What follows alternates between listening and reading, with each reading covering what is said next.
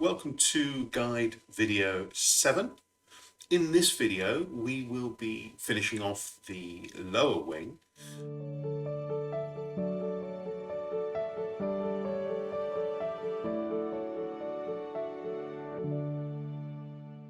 Here we have our second build.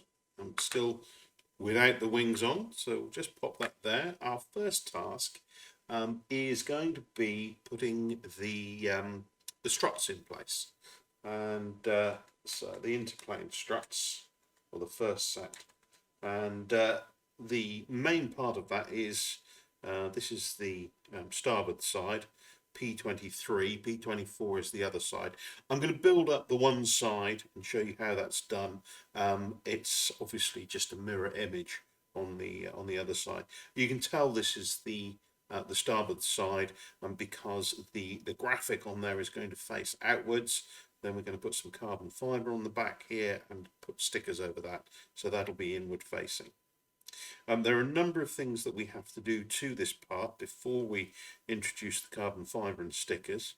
Firstly, you can see it's already got some rigging cut into it with a very fine laser. There might be a little bit of swarf left between the double wires, so you can actually just remove that by picking it out. It just comes straight out like that. Obviously what happens with the laser, it remelts as the laser goes past, but not very effectively. So that's our part prepared. It's scored in places, so we've got a score right across the top here, and that allows us to fold this part down. If it's not folding readily, then what you can do is just run a blade down just to increase the score itself, like so.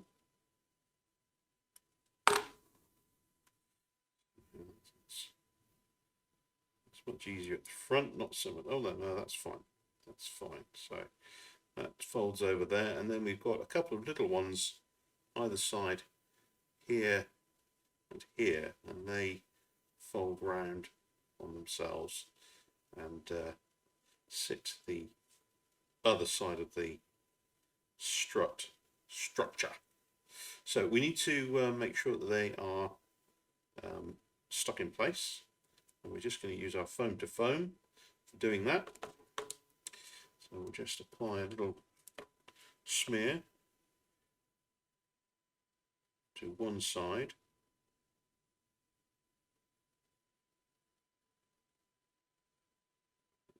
so, and then just a little bit here, still fold it over, and here.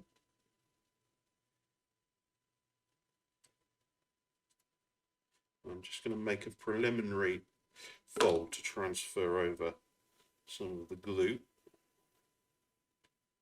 You can see that these fold over parts are notched to show us where we put the carbon fibre. So I've already put a little bit of glue on either side here, but it doesn't do any harm just folding them over just to make sure it's in the right places.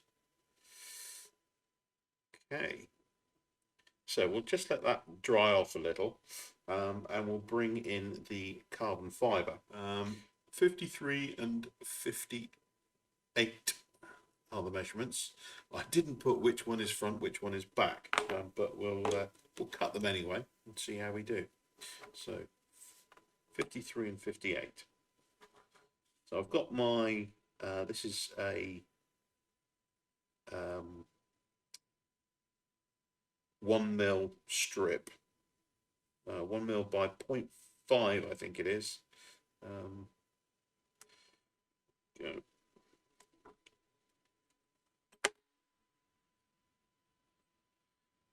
And 58.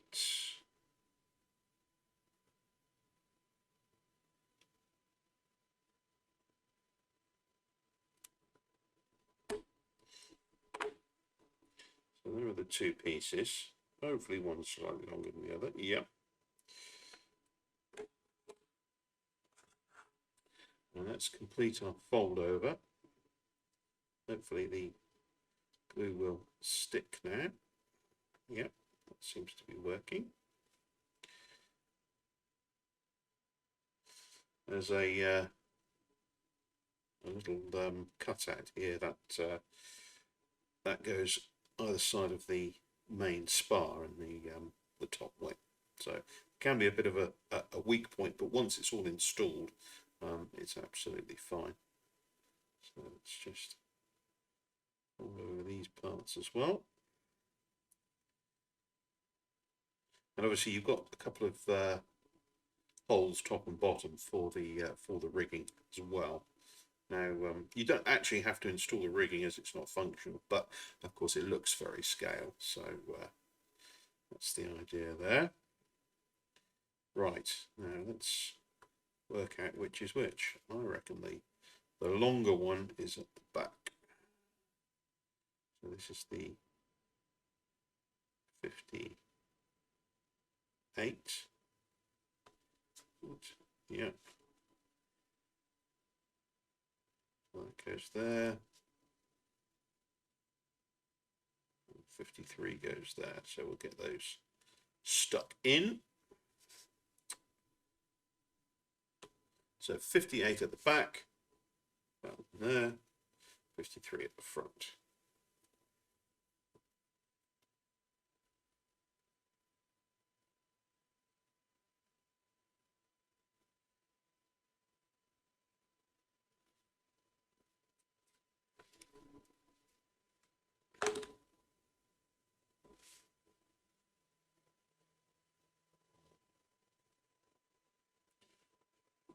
Place.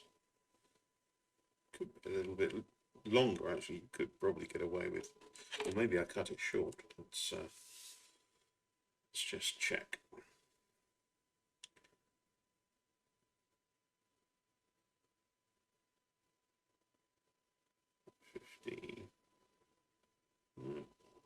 I did cut it a little bit short, but you could probably get away with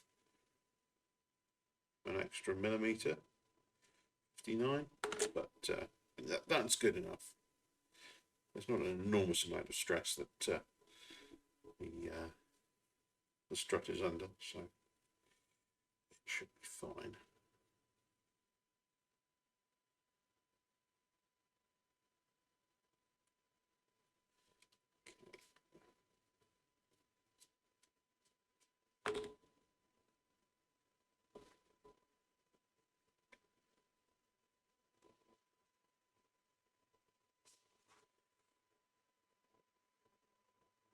Okay, that's a nice fit.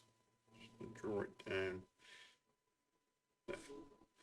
Fantastic. Okay, so the next step is to pop our stickers on. So, oh, on the other build, I've already put these S2 stickers on, which are little bits of decoration that go at the side of the nacelle there. But I'm going to leave them off here until sort of the finale, if you like. But I mean, they can go on once the nacelles are built. They can go on, but I'm going to leave them off so they don't get knocked or scraped or damaged during the process of building it, which seems like a sensible idea. So, on our stickers here, we've got these left to adorn our struts with. Just working out which one is which. So looks like S9 is the one to go just there.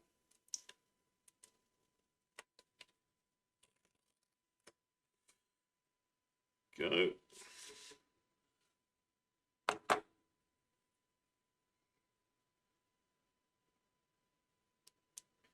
So we've got a nice little cutout at the top that keeps the holes for the rigging open.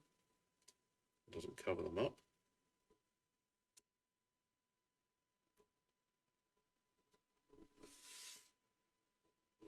And then take it down to the bottom, and there's the sticker does actually cover up the holes at the bottom, so we'll just punch through those once we've got the sticker in place and we're happy with it.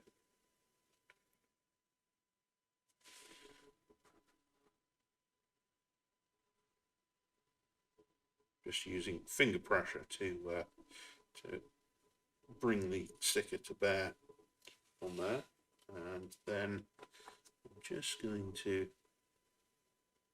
nip through the holes with the pointy end of my scalpel, and then I'm going to get, I've got a little bit of wire here, and just make sure the end is, this is used for all sorts of things, this bit of wire.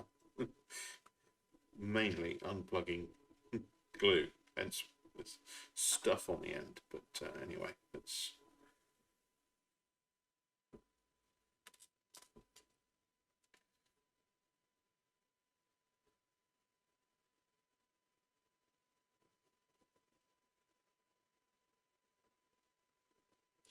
just work these holes through so that when it comes to rigging we don't get hung up on the sticker.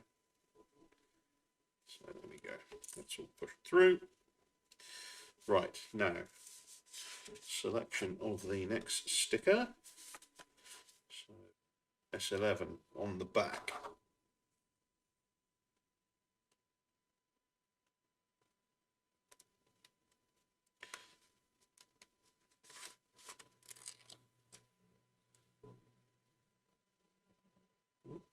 Get myself all stuck up here. Okay.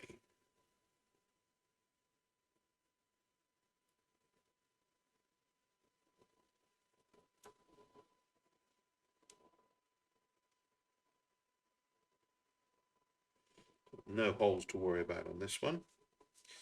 Just check there's not no white showing the other side.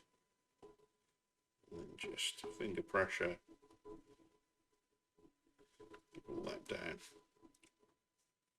Now the other thing you could do, obviously the rigging is printed on the outer side. If you wanted to, you could actually paint or Sharpie with grey on the other side there, just to decorate that out. But I'm going to leave it as it is. And there we go. So this part can now get installed directly onto the aircraft, and it's a fairly simple process of popping it over. Just pull the servo Y cable end through, and that should attach nicely directly over the plywood part.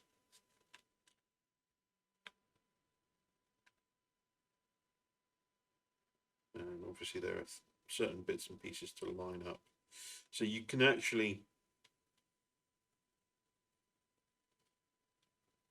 pop that on there and then, or what I'm going to do is I'm going to put the plywood brace into place on here. So let's just get the plywood out. So it's the W4 brace, which has got this angle on it, and we're actually going to use 2 at a time, glue them together, add strength.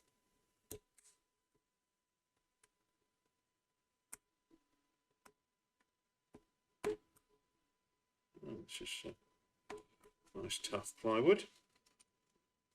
We'll do the job. So we'll bring these two parts together. They're symmetrical, so it doesn't matter which way you do it.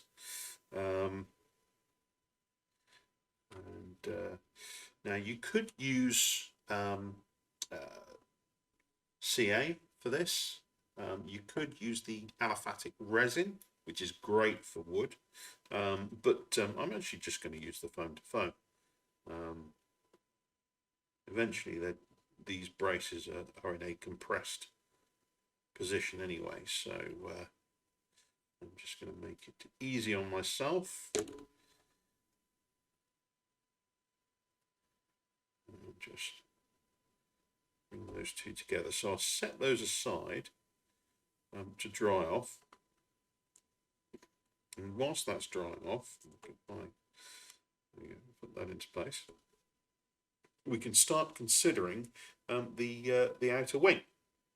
So what I've got here is our outer wing part. This is, the starboard side is Z9. There are a number of features on this that we will get into, but one of the first things that we need to do is use our score guide, which is obviously supplied in the kit, and actually do our scoring for this this particular part. Now, what I like to do is reach over there. I've got my Tamiya tape here, which is sort of a masking tape, but it's fairly low tack. If I can find the end.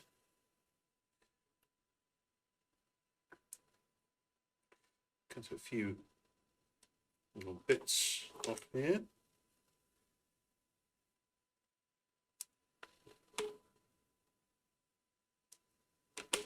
So I can hold the wing in place while I score, which is obviously pretty important. The scoring obviously has been drawn with the inner scoring, the inner wing scoring in mind as well, so that it should all follow through nicely from one to the other.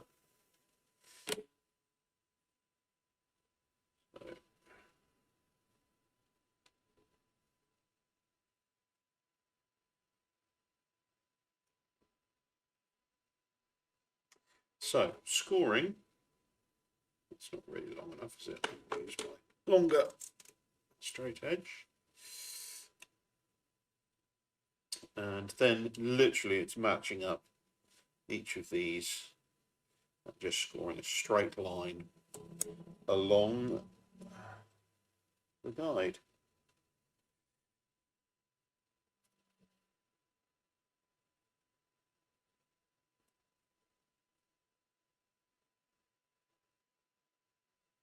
Now you need to be fairly firm using the back of the knife.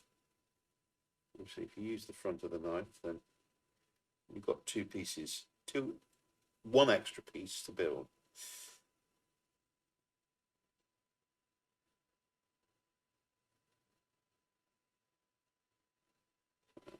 And 3.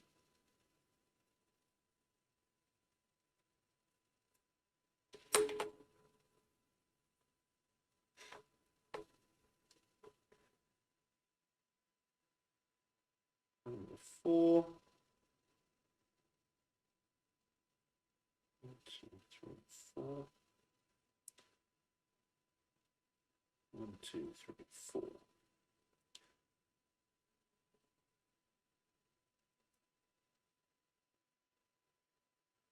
And 5. 1, 2, 3, 4, 5. 1, 2, 3, 4, 5.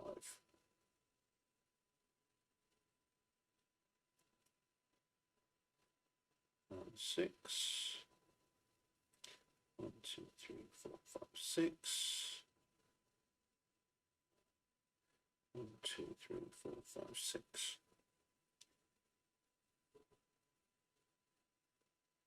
It's worth taking your time on this because you don't want to get it wrong. Okay, on to the last one. Yep, look, we've got one left on each side. I've done it right. Phew.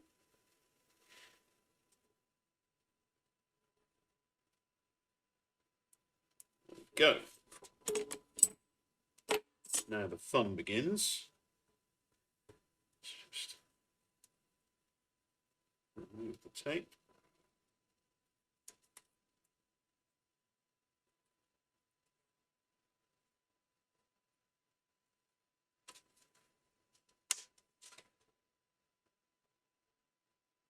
Got a score guide for one side now.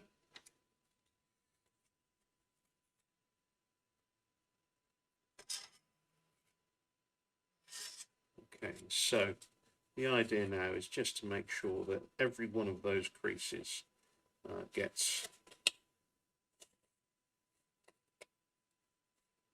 manipulated, and it gets quite tight at the leading edge, right at the centre. So you've done your scoring nice and firmly. Should be able to do this quite naturally. So it's always a little bit of a problem at the front here, but with a bit of splitting. But with the glue, once it's all formed, it should be absolutely fine. We've got a bit of sanding to do as well. So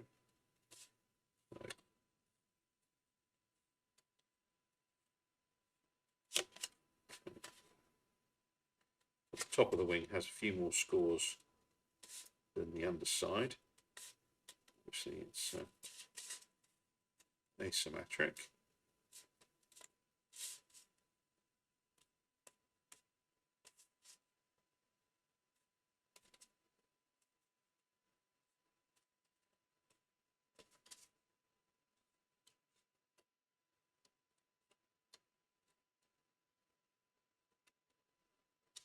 It's just a delicate process, just to make sure all of those creases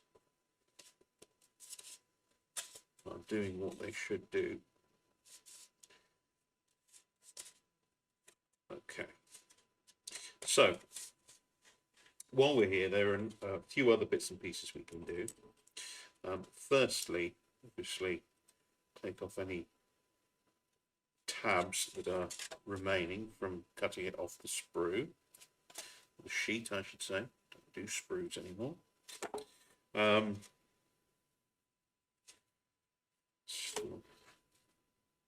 then sanding down as well. So a few things we can sand down now. Obviously, when this goes together, that folds over on itself, and this edge here should meet at where the line is for the ailerons. So it would be nice if, when this meets there, we get a nice flush finish to it, nice smooth finish, which will help with the airflow. So we need to sand down the entire edge down here, and as wide as we can go as well. So let me just pop that there. I've got two boards here, so I've got or two cutting mats, I should say. So I've got a bit of a dip of what, 3 mil or so. So I can just use that to angle my sanding stick.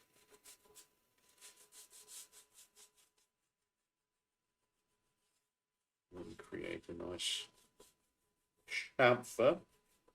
I do like the word chamfer. And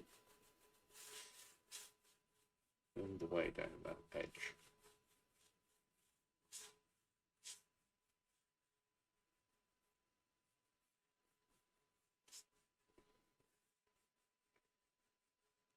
So what we're looking to do is to bring it to a point, and probably have the sanding coming in, what, 3 or 4, about 3 millimeters, something like that.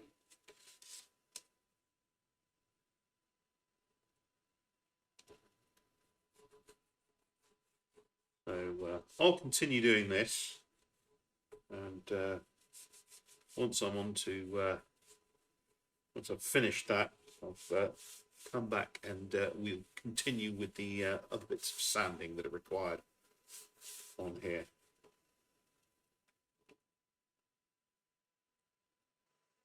Well, that didn't take too long.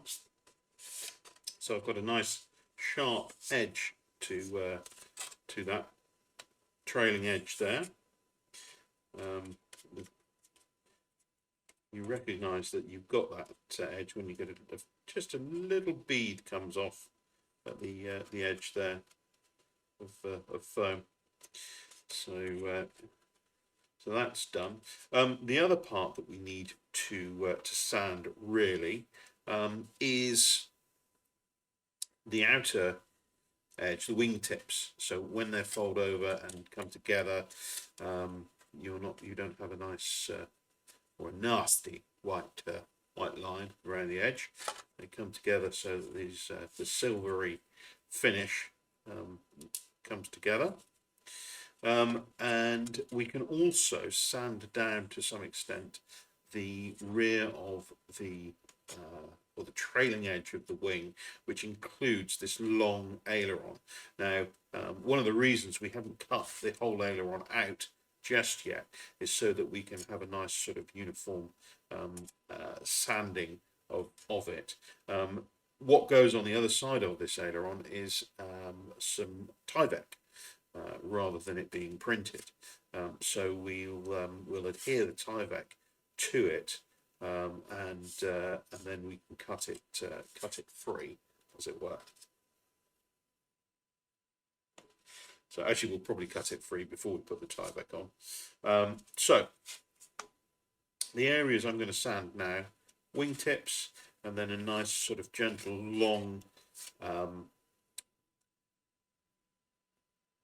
What was the word I liked?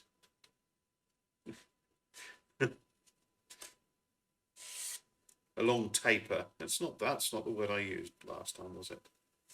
You're shouting at it, shouting it at me now, aren't you? Chamfer. That's it. A chamfer on the trailing edge there. So I'll crack on with that. Actually, when you're doing the inside of this cutout here, it's probably worth doing it by hand, holding it up and just gently taking the material away, rather than going at it aggressively on the build board. But be very, very careful when doing this.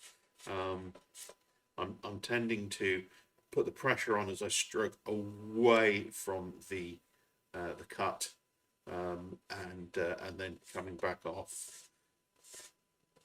Rather than going back in again, because it could catch this and fold it, and then we get a line on the surface there, which we don't want. So I'm going to do these, certainly the insides here, by hand. I may take to the table to do the outer edges like so, and I'll certainly be chamfering. There we go. It's now in there, chamfering on the edge here, where I can get a nice shallow angle to the sanding block. So I will carry on with that, and then we'll move on to the next stage. I thought I'd just give you a quick look. I can get the camera to focus on the chamfer on the edge of those wingtips. You can see that it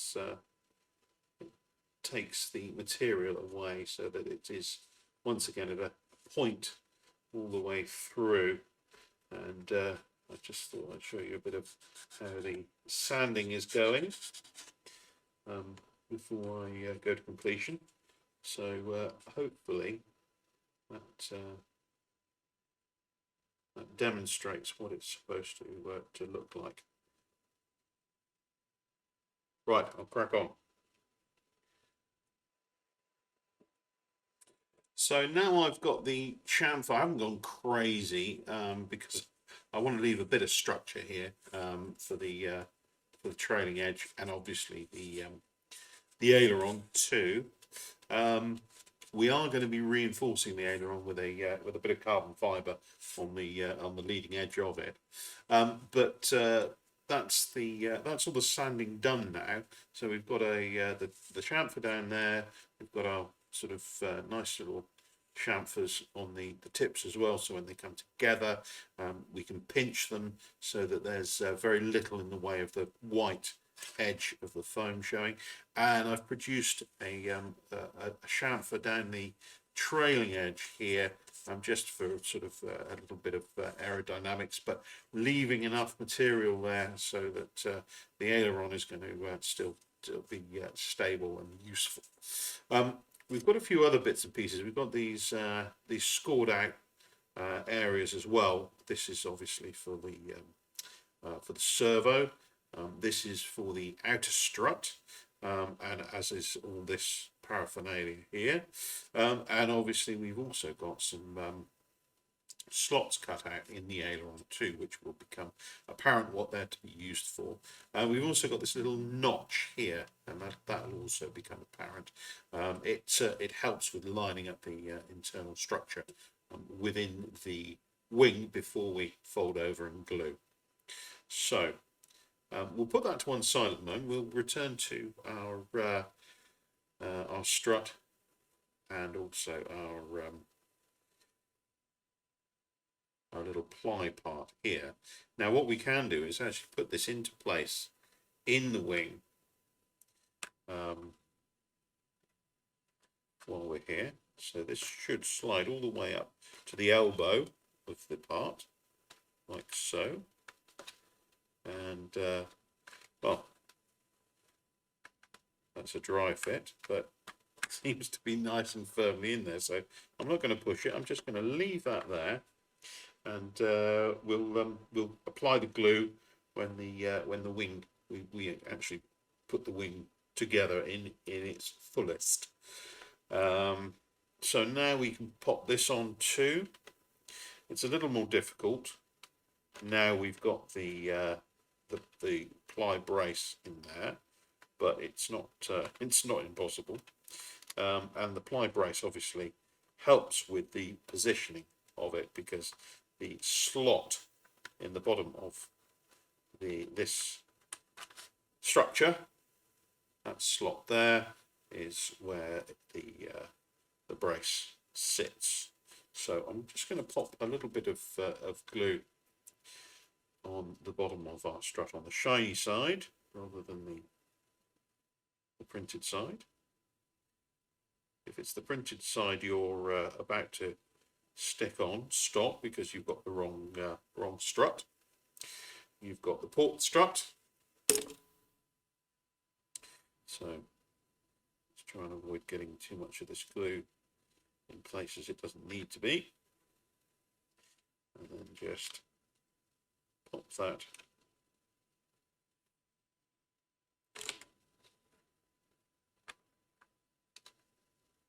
onto the wing. There we go. Should just sit nicely in place like so.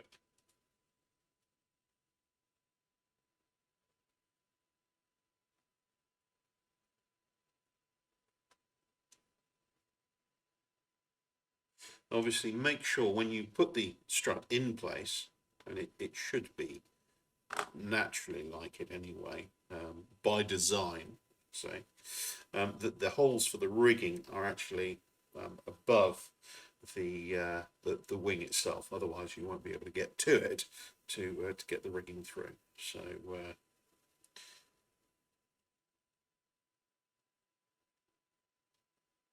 there we go. So we can leave that in place now. So we've got our strut in place, our interplane strut, and our little ply wing brace too. Right, let's pop that over there.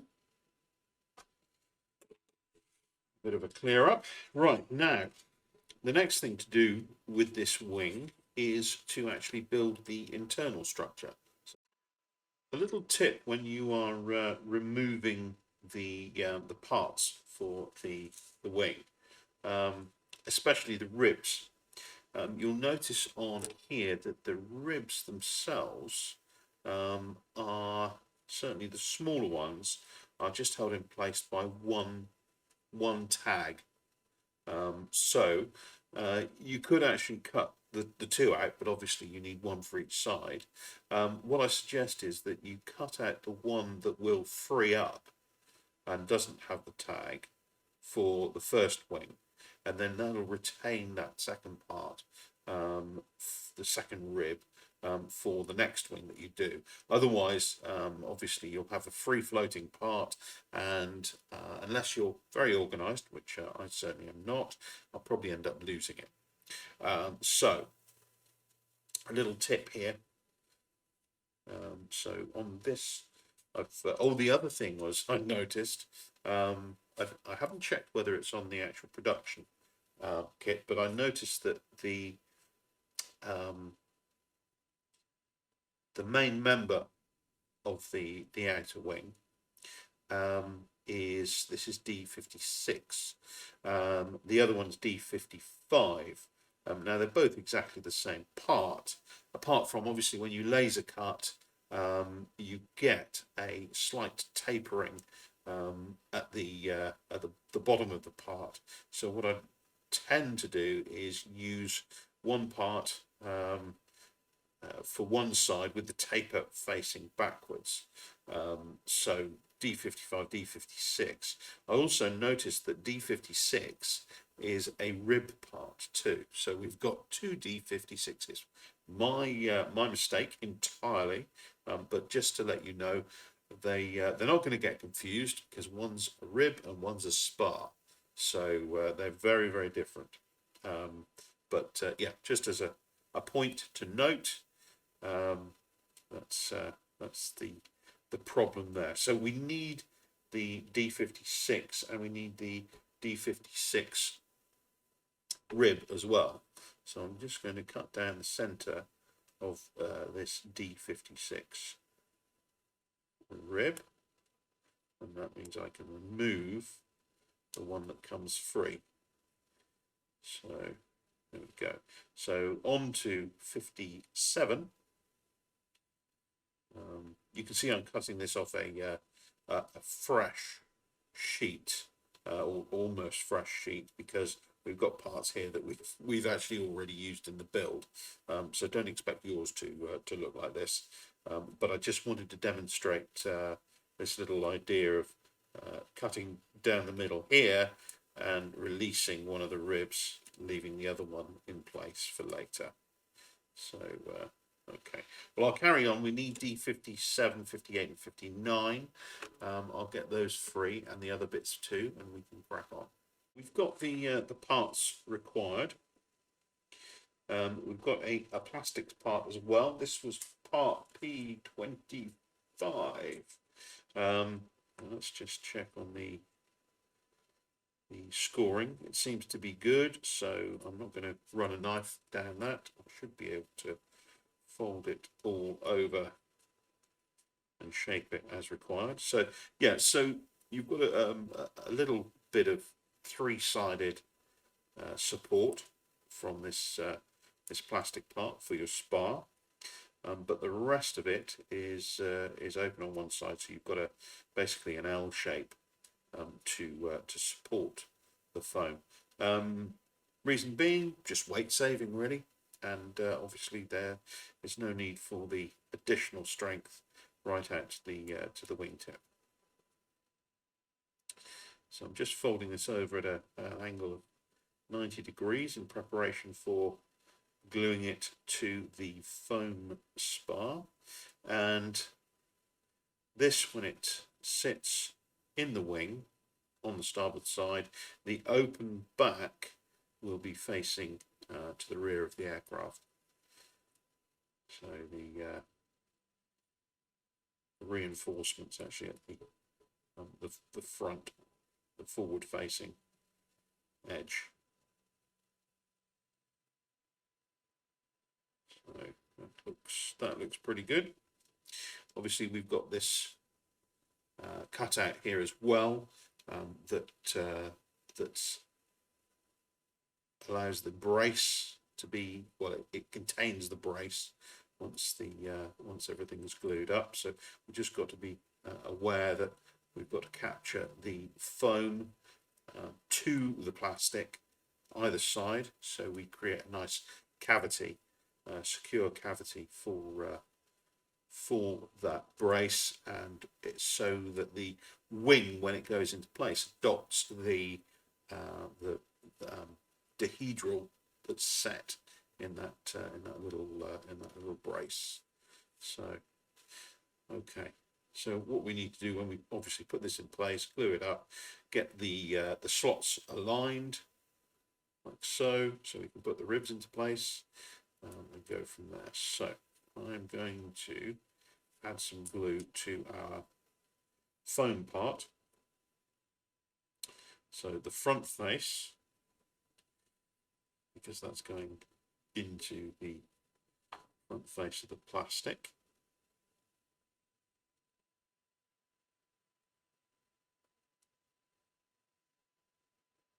Well, this super nose really allows for a refined smear.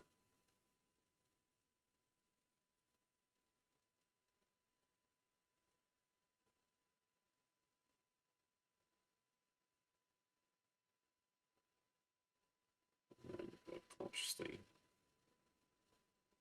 bottom of the part as well, and then it's just up to the halfway up, isn't it? So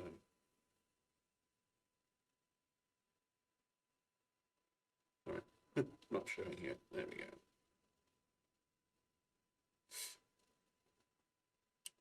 Right, now we can pop everything in place.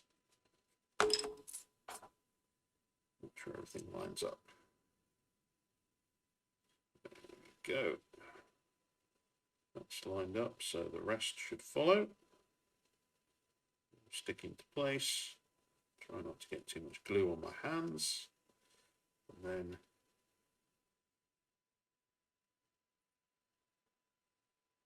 just bring those together temporarily. One side usually sticks well, the other one just falls away slightly. And what we'll do is we'll just allow the glue to dry and bring the two edges together. So pop that to one side now. We'll come back to that in a minute. All of our ribs are ready. So we'll put those on once we've got the plastic in place and the glue is set. Right, let's just push our plastic into place. The glue is set.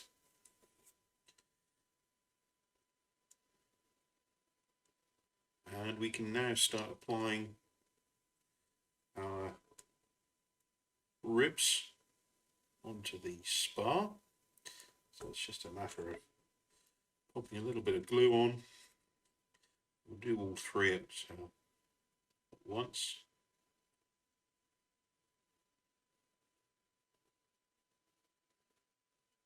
Glue in there.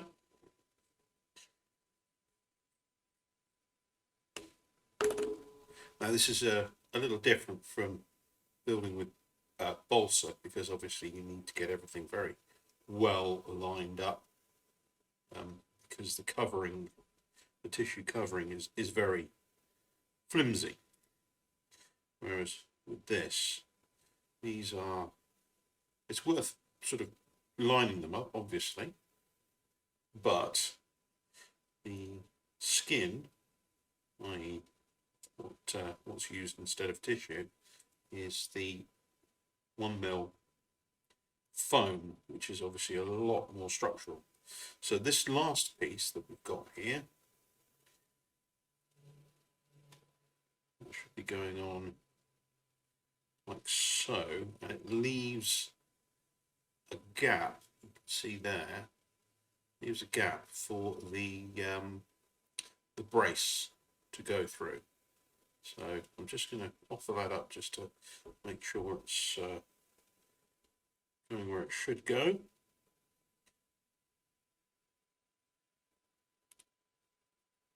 And get it stuck on.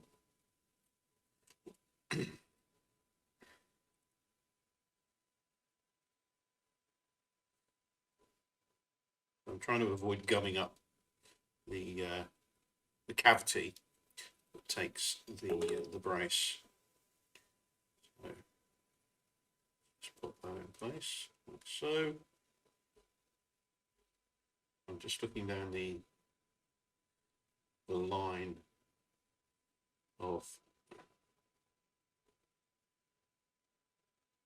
parts we've just applied, just to make sure they're all lined up. And I'll literally pop that to one side and let that dry. There's a little extra bit on the foam that's sticking out there. We'll remove that. I don't think it needs to be there. Now, in the meantime, what we can do is start creating our aileron. So we'll free up the aileron. It's actually been on the wing, the laser's scored twice, and that's to, once you cut it out, allow you to create a bit of a gap so that you don't get any binding issues with the aileron. So I'm cutting on the innermost score. It's quite hard to define because they're quite close together. We don't want too much of a gap. But that then allow us to remove the aileron and go through that.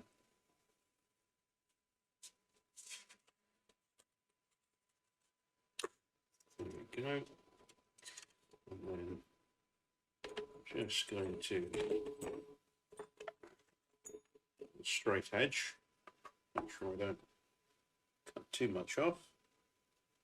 And then the second score, I can remove that small strip of material.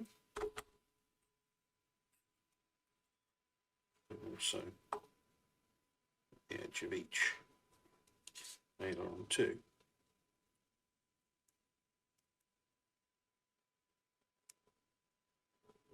Go.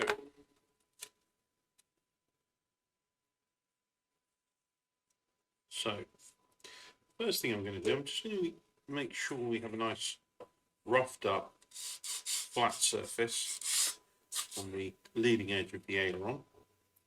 And then we are going to apply a strip of carbon fibre down the edge there to keep it nice and straight. I'll just go and get that carbon fibre.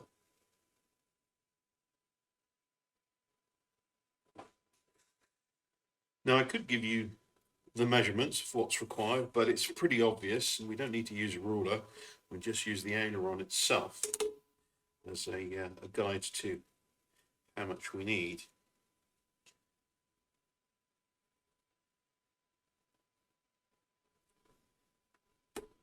Go. And then we just need to run a bead of glue down the front edge of the aileron, and then we can pop our carbon fibre strip on.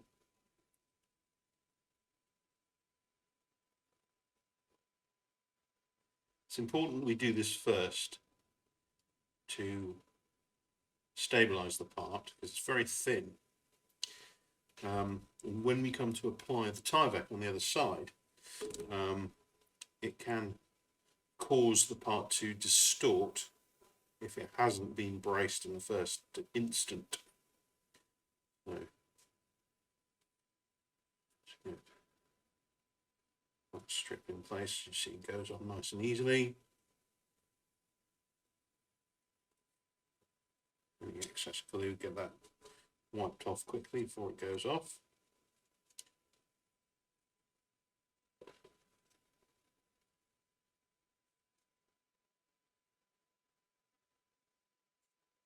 Go. We'll leave that to dry over here. So just to confuse you, this is T46 and it can be found on the sheet, one of the fuselage sheets. Of course, it's the port sheet and we're doing the starboard wing, but just be aware this T46, obviously that sits. This is the part that has, firstly, it's got a couple of slots cut out. We've got a couple of slots in the aileron for various purposes, and obviously you've also got these hinge lines here. This portion of the Tyvek sits within the wing, and these little tabs here act as the hinges. And what we can do, the other side, is because obviously this is going to be exposed in the gap that runs between the aileron and the wing. We can actually, if you've got something available to you, we can actually just make sure the hinge line is blacked off, so it doesn't, the white of the material doesn't show through. So I've just used a Sharpie there to colour those in. Hopefully it hasn't gone through. Oh, there we go. And this now needs to be adhered to the other side, the blank side of the aileron. Like so. It should be a pretty good fit. And obviously the part that sits in the wing hangs over the edge, like so. So let's apply some glue.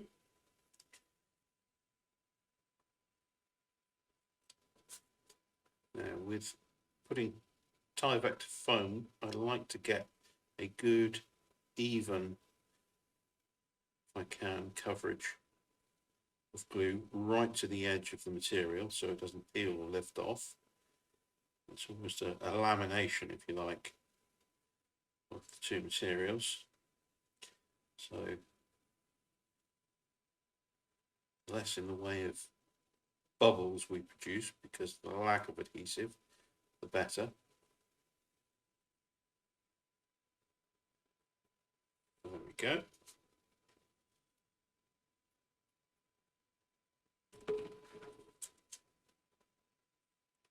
And then we can pop the aileron into place. So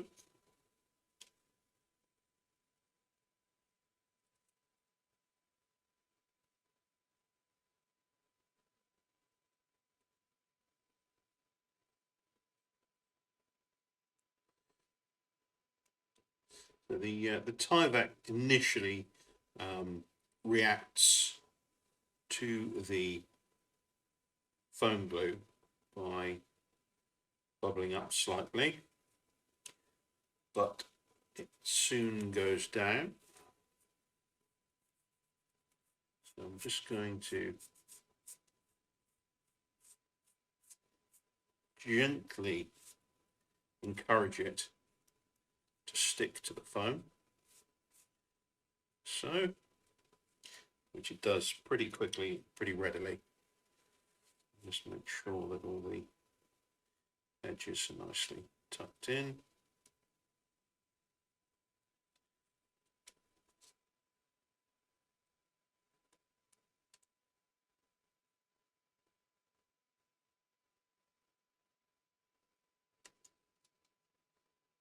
Got a bit of a hinge line there too. And obviously we want the aileron to stay as flat as possible. So whilst that's drying, I'm just going to pop my ruler on top of it, just to make sure that it stays like so. So with the aileron removed, we can contemplate starting to build the wing in all its 3D glory. Now, that little notch there in the skin of the wing is where our spar sits, just there, and then the rest of the spar runs up the wing, making sure that the front of each rib is on the center line, there or thereabouts, of the leading edge of our wing.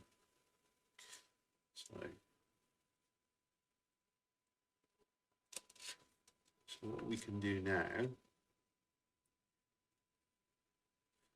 whilst we're waiting for our aileron to dry, is just pop that into place. All we need to do is add glue to the areas that are going to come in contact with the skin of the wing.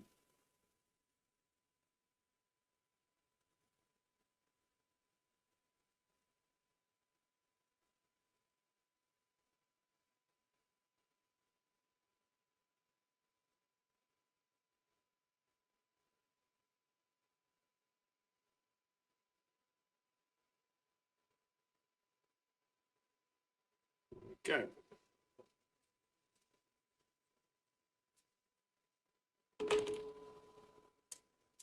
So just going to pop that in place. Obviously, with the glue still wet, we've got a bit of time to move this into place. And I'm just going to make sure that the front of these ribs is sitting in the ideal location. When we fold the whole wing over, it's going to all come together nicely. So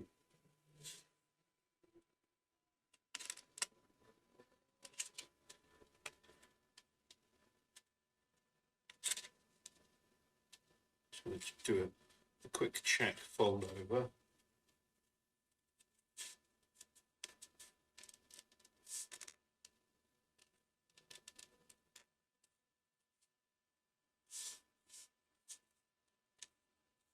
What I'm trying to make sure is that the top and bottom edges are meeting in pretty much exactly the same place all the way down, so that the aileron is then free to move from that plane. So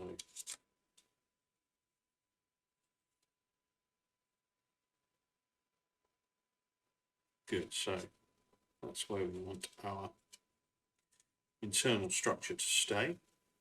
It doesn't matter too much if these ribs aren't exactly parallel to one another, but you can just encourage them to do so. At the end of the day, they just provide the meat in the sandwich that creates the curve of the wing. As long as there's something there, and obviously you can't then see through. Well, you can see a little bit, through there. But anyway, up to you. Okay. Before we actually cover the wing completely, we have our aileron to put in place. So let's give it a final squish. Make sure that tieback is well and truly stuck. And then we can offer up our aileron just to make sure that it's sitting in the right place, and whether we need to make any trims.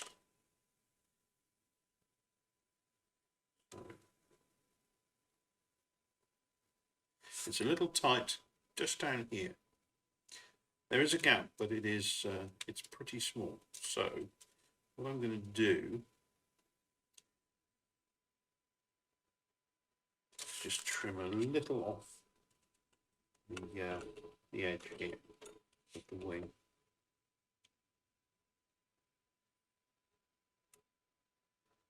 Just a 1/4 millimetre or so. Okay.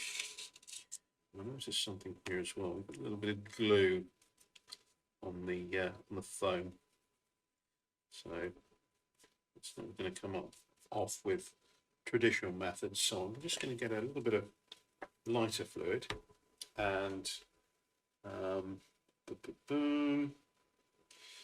you can use little cotton buds, but I've got these are things that we use for cleaning the printer, the print heads. So I'm just going to get a little little fluid on there. Then just wipe away the glue. There we go. Job done.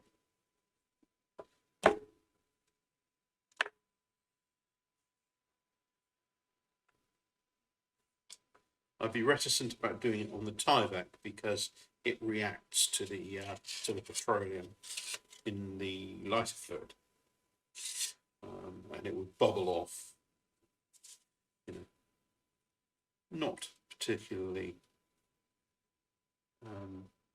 elegantly looking way.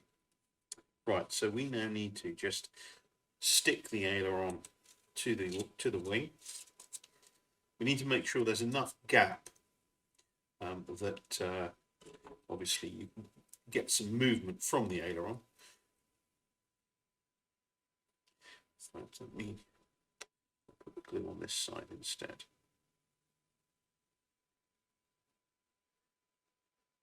If I can, I try to, or if there's an alternative to gluing straight onto Tyvek, I'll do it. So here we've got the opportunity to put the glue onto the foam instead.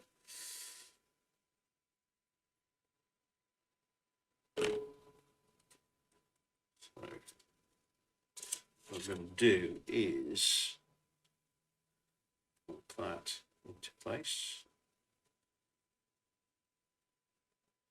Make sure we get glue onto the Tyvek itself.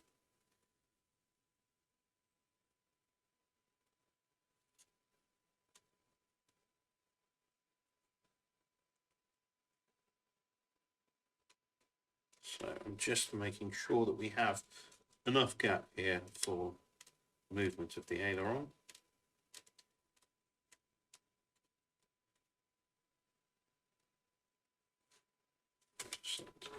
Right, I'm going to use my little ball tool just to apply some pressure to this area. See, the Tyvek is lifting off slightly before it sticks down.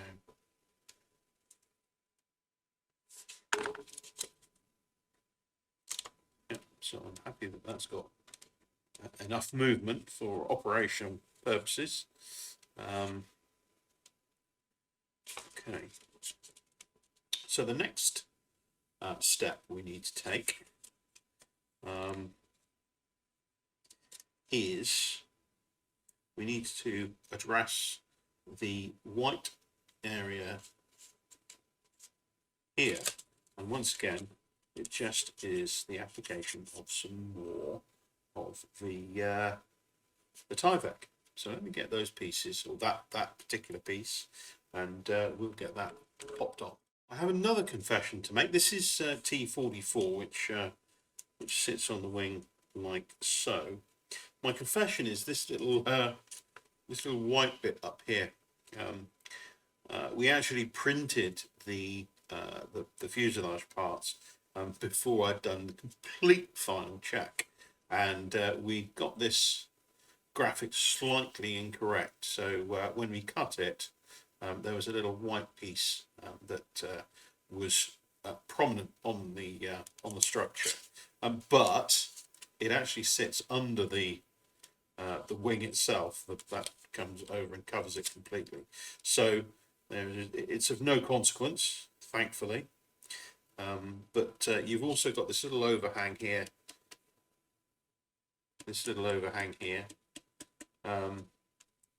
So that's supposed to be like that, and that sits on the underside of the skin here. You can see you've got a little white area here that still needs covering, and that's what it's there for.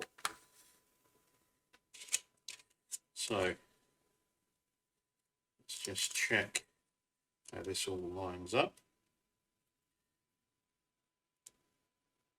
So I reckon we could probably bring this in slightly, which means that I really do need to take a little bit of material from the inside,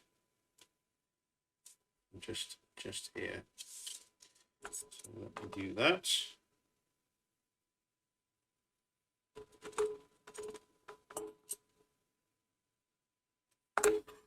See how that fits up.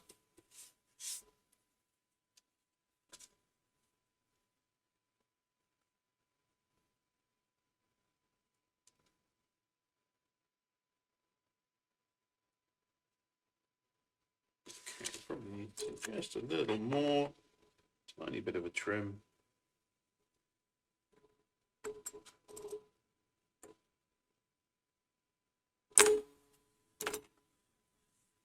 This tie back cuts so nicely with a nice sharp blade. So there we go.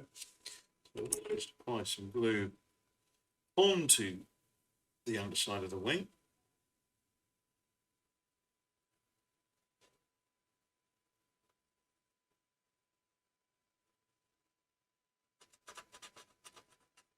A nice good coat all over.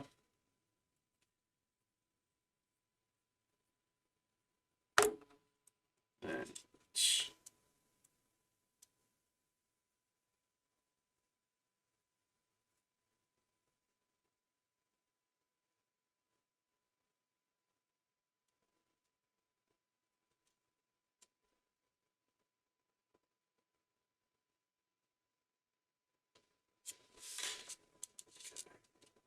you can see how that's curling up with the glue, the wet glue on its back. But, it'll go down pretty quickly. So you've got a little bit of glue in the gap there, so just going to the back of the blade just to do it. There we go, gone.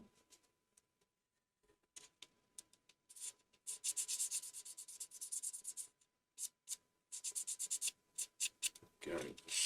Whilst I'm here, I'm just going to press the edge of the tie back, the trailing edge of the tie back, firmly onto the rest of the aileron structure, and basically pinch that edge at the same time.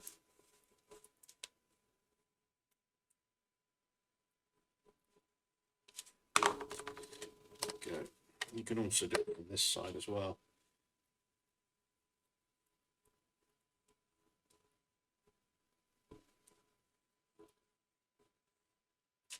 Go.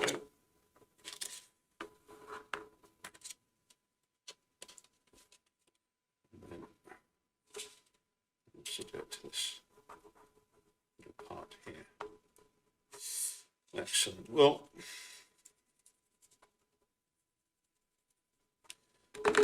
now, before we fold over,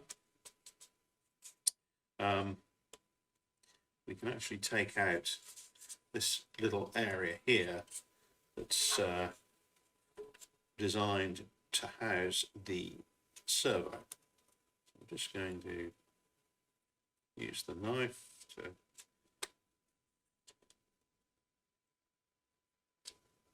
actually accomplish the complete cut through.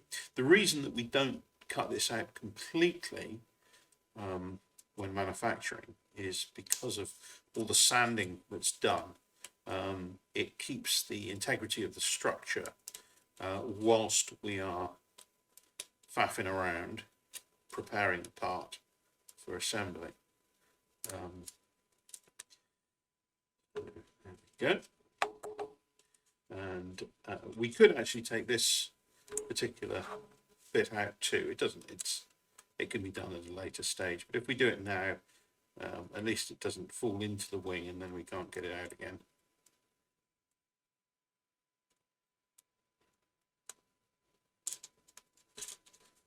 There we go. And whilst we're here, the little scores around this other hole here, just want to break through those. Once again, you don't have to do it now, but it's just while we're here.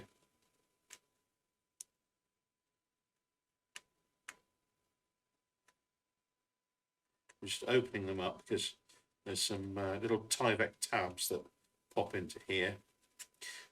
It's for the fairing that sits at the bottom of the outer strut.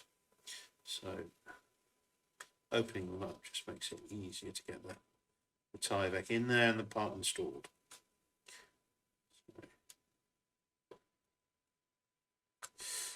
There we go. So here's our servo. Should have a little servo like that with lead. We have a number of these. A little bag with different servo arms on, and it's the smallest of the 3 that we require for this purpose. That particular one, just there. So before you install the servo, obviously ensure that it's centered. So you'll need to plug it into your receiver, switch the receiver on, which should be hopefully bound to your transmitter by now, seeing as we have, what else would we have checked out? I don't know. These are the first servos going in, aren't they? So yeah, so you need to plug these into your receiver, bind your receiver to your transmitter, and just ensure that these are centered before we install them, because taking them out and adjusting them is quite difficult once they've been popped into the wing. So anyway, now the one thing these servos need to lose is those flanges at the side. It's not going to help their with their installation if they're there. So basically, servo drops in to the slot like so, and there it sits and stays. But we do need to remove these flanges at the side, there and there, and they actually very easily just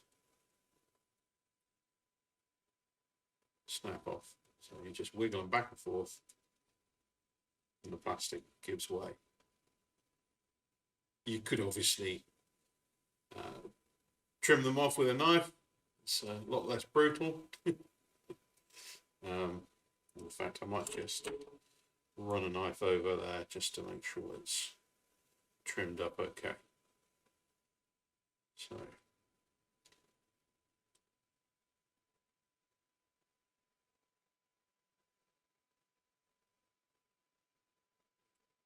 obviously trying to avoid cutting through any electrical bits and pieces. So when this is installed into the wing, we'll need the servo arm to be sticking on this side up like so, just there. So you can install the arm onto the servo, and there's my little self-tapper. So pop the self-tapper in there, and then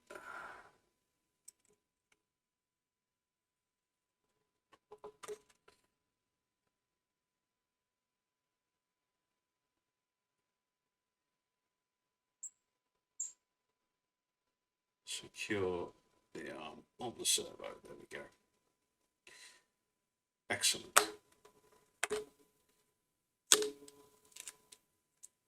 This area really has become a bit of a mess, hasn't it? The servo bits that are ripped off there. I can go in the bin too. So obviously, when we install the servo as well, we need to pop the cable through to this hole at the end here. It's pretty simple. It's quite easy to do, and the hole connector should easily push through without too much effort. So we don't have to actually install the servo before we bring the wing together. So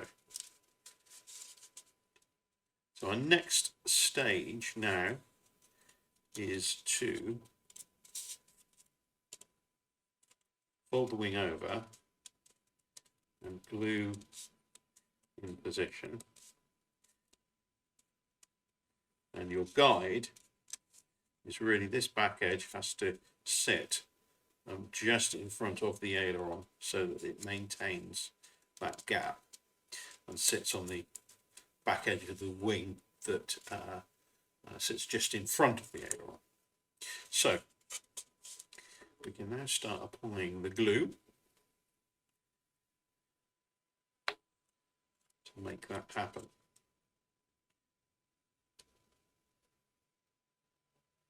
So across the top of the ribs, see if we've got a gap there. We'll put a little bit this side as well. And then on this trailing edge here,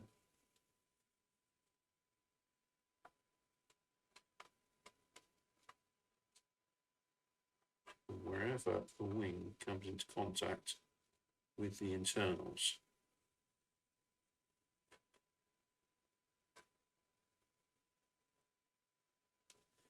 Okay.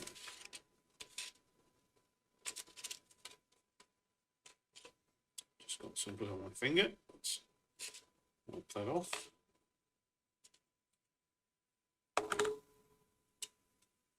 So let's continue the back edge here.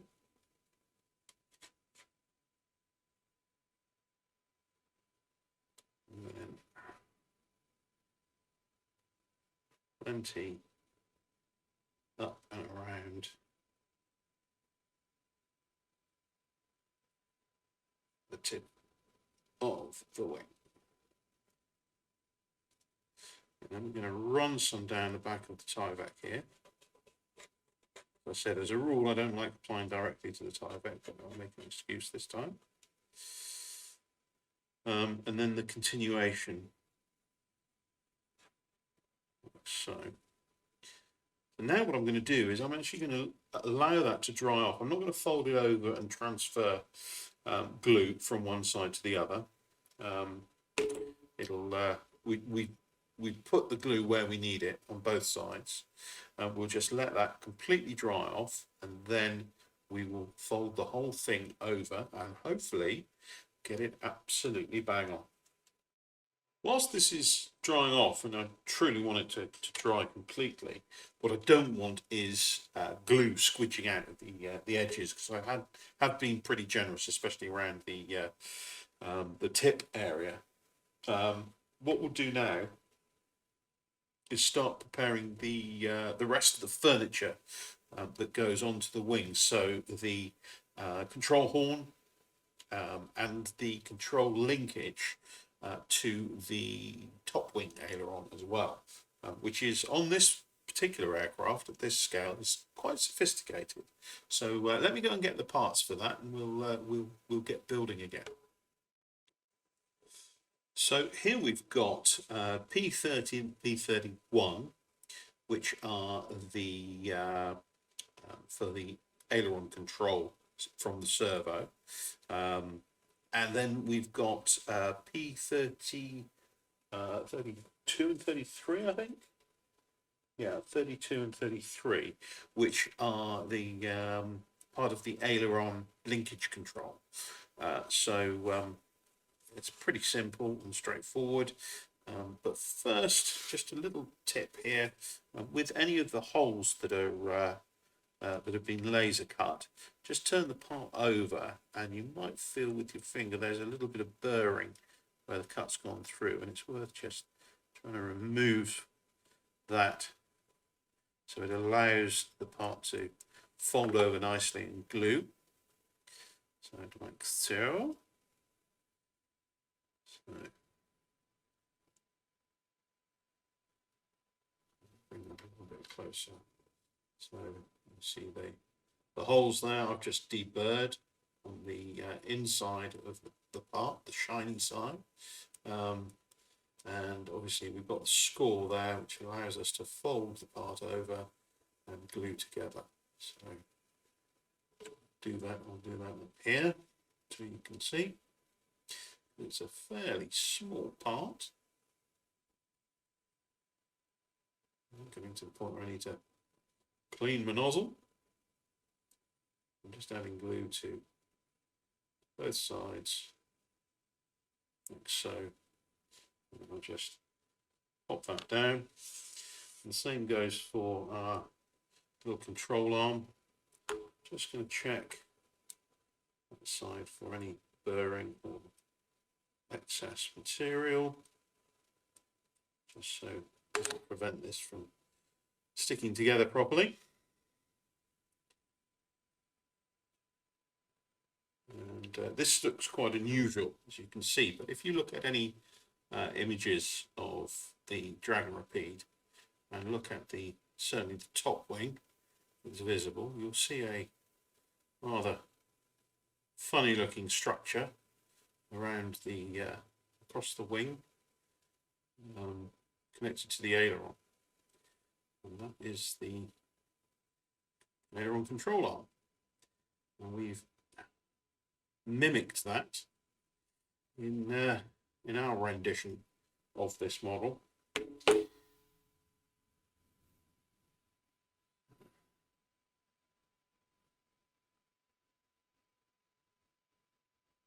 Open that out, let that dry off somewhat. And then this needs, these little gaps need a look at, just to make sure that any of the swarf is removed. So that add a little bit in. And that one work. Yeah, just a little bit in there too.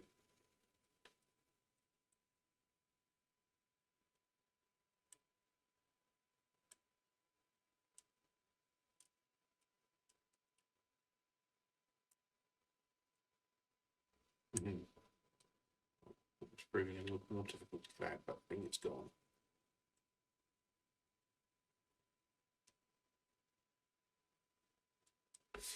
Go, just take that little tab off the end there.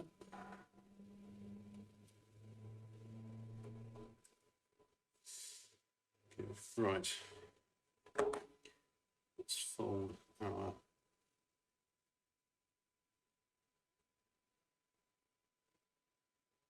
over. There we go. I can just use a piece of wire to make sure the holes are clear of any glue. Just running the wire through. And then that should, make sure you get it print side up, I should say. Should slot into there, like so. We won't glue that yet, because by the very nature of gluing this onto the aileron, we'll seal the two parts together as well. Just pop that there for now.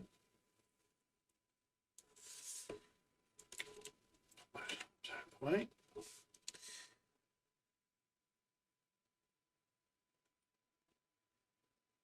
just bring these two halves together. So you can see on this one the actual hole has a little gap at the front, and that allows you to actually push the connecting rod between these control arms into the structure, rather than having to sort of thread or fold it through, which makes it a lot easier to do on installation, one hopes.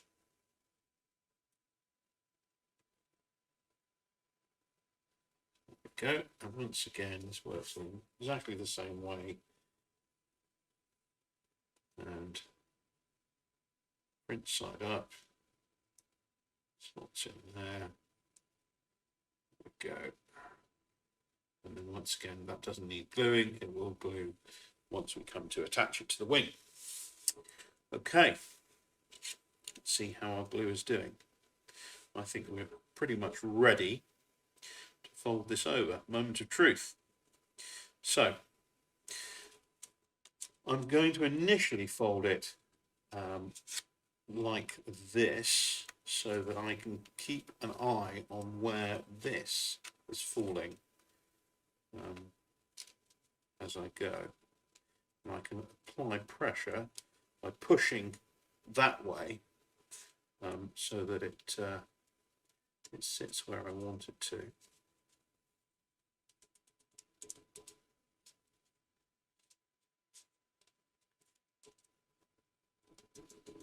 Okay.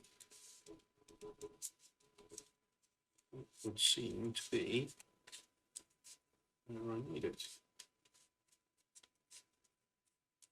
Just make sure the wing is sticking to all of the internals as well. We have plenty of aileron movement.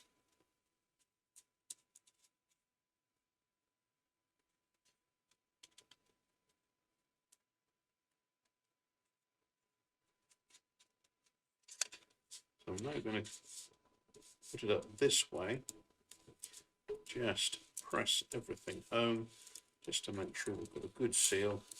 That's a good point. If you've got fingernails, watch them for digging into the foam. You don't want that to happen. And then we just need to make sure that the tip of the wing, those parts are brought together, and that glue bonds instantly. Of course, we can use all of our tools at our disposal. Just smooth the wingtip and close the gap.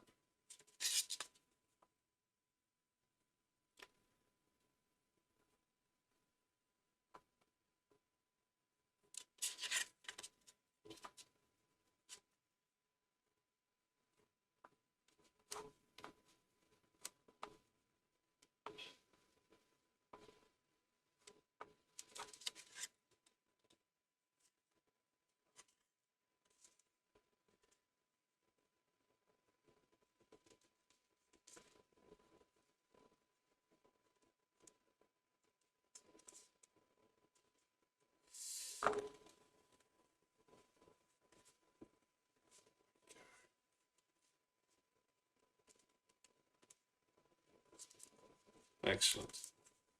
So that's worked out very well. No need to go at it with the lighter fluid.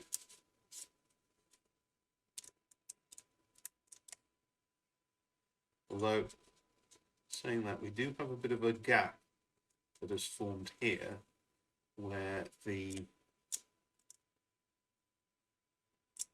tieback that was on the back of the aileron has come away from there. So firstly, I'm just going to try some additional pressure just to see if we can get it to stick.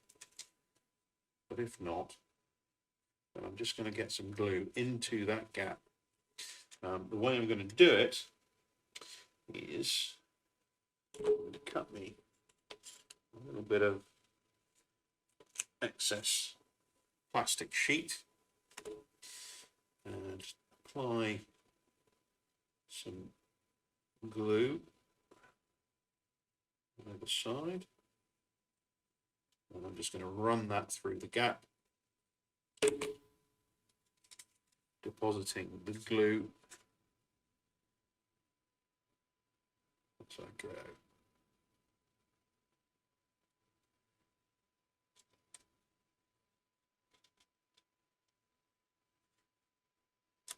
Go.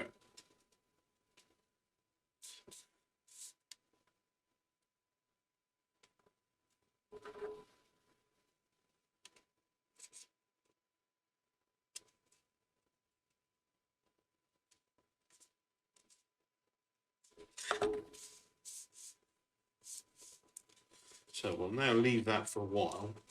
It may well open up again. And then apply the pressure, and hopefully the glue that's there will provide good bonding. But overall, very happy. So now we can start putting our bits of furniture on. Firstly, we have our control horn for the aileron servo, which goes in the innermost slot. So my big fat fingers aren't doing the right job. So that actually sits there, like so. So let's just add a little glue to the back of that.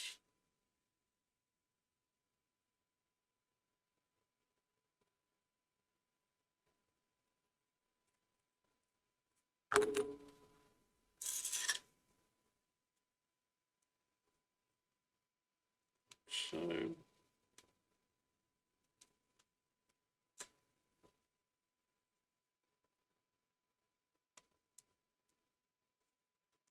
okay, and that can just dry off as is. And then our control arm. Now, before we put this in place, it's going to be easier for us to decorate or reinforce, I should say, the hole that's been cut out of the bottom of the wing. We do that with part P34. So there we go. That's P34. It just sits around the rim of the hole, like so, reinforcing it and making it pretty. Cut that off quite badly. Just trim that. So just apply a little glue around the edge, like so. Take the opportunity just to remove some of the excess glue that we've got on our nozzle now. Make our lives easier. There's nothing in the cap, so that's good. Then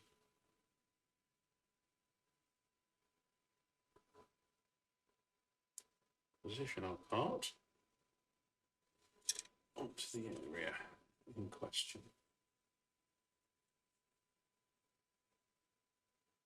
Go.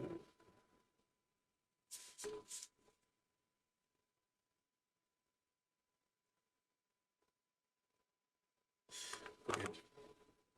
So now when this control arm slots in,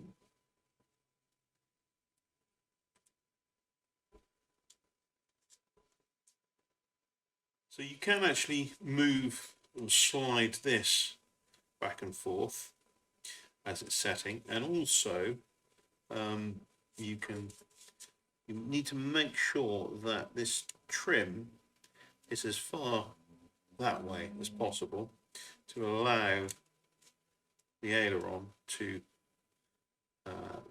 have a decent amount of movement. It doesn't have to have a massive amount of movement.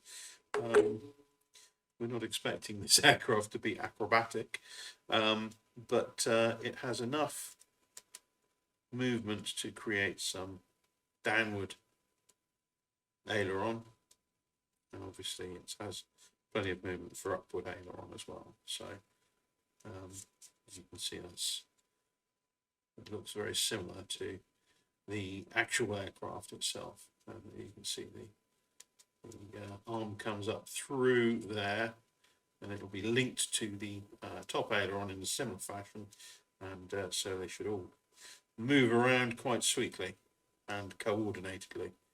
So anyway, let's get that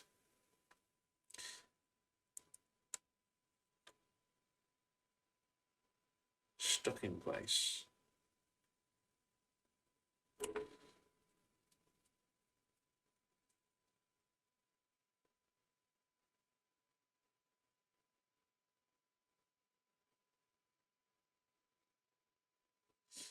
Go.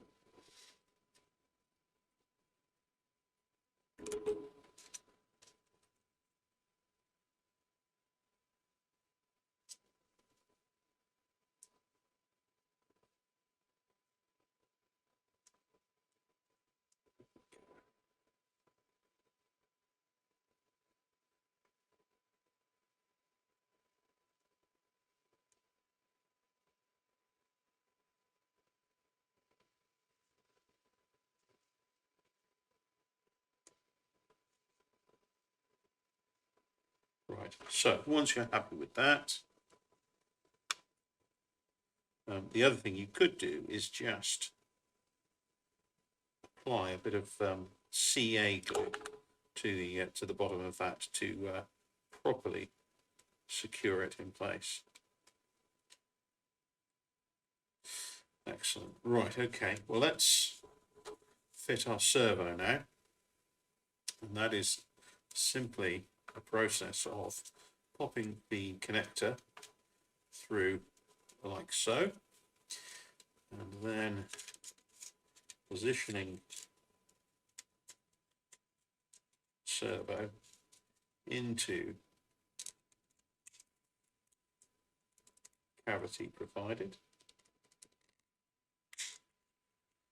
Nice tight fit like so, and that's not going to move around at all. So, well, apart from the servo arm, let's hope. Yeah, so that's actually just locked in there now. You could actually pop some adhesive in there, but if we were ever to want to get it out, then it'd be a lot easier to do if it's not stuck in place.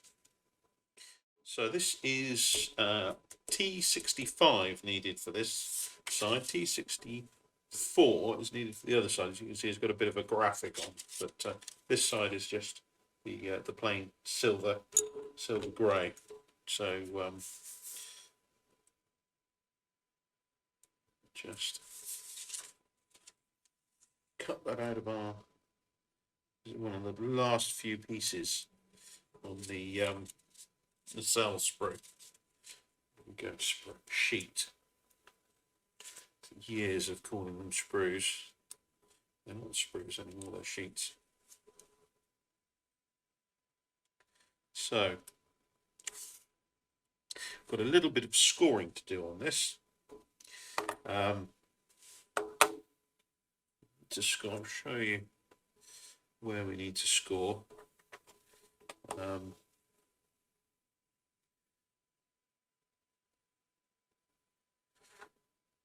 Firstly, at the tab at the front here, that needs to have a little score on that side.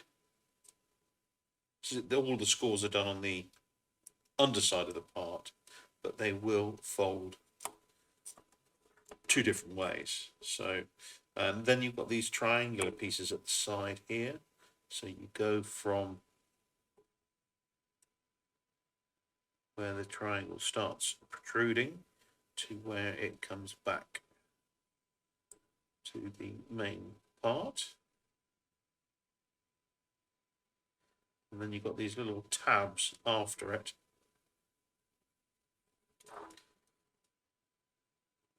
Let's just do this triangle side and then we'll do the other tabs. So, it was fun. Tyvek is a little bit sort of slippery, a little bit soapy. Makes handling it sometimes a little bit tricky. So with the triangles there, we just need to go to the end of both of them and score across there. And then these little tabs at the end too. Just come in half, no, 0.25, quarter of a mil from the score that runs down the triangular part, as these fold inside the triangle for the structure. So hopefully you can see all the scoring that's going on that, and that allows us to literally fold down the sides like that. That folds down like so. This return tongue turns up the other way, and I just fold that in like so, fold that in that way like so, and those side parts down. What we're going to do is just add a little blob of glue there, a little tab,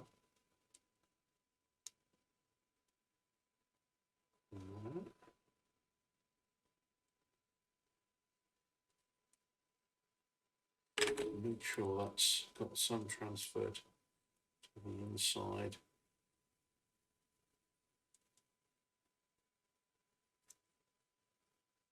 Surface of that triangular piece.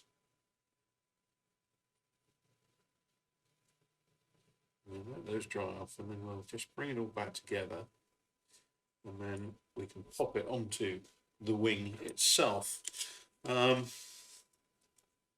apart from that, we've got this little protrusion here that's been of help to us identifying where the where it goes. We can now just trim that off, so we've got a nice flush edge to attach to the rest of the wing. So whilst that's drying, I'm just going to have a final check of all of the folds, the structure.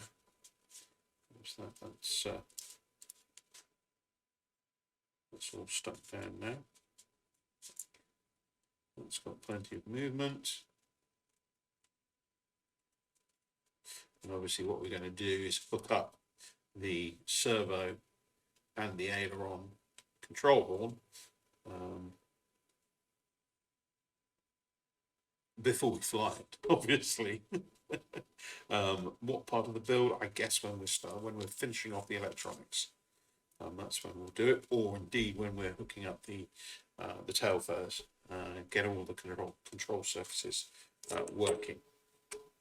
So we got a few little bits of glue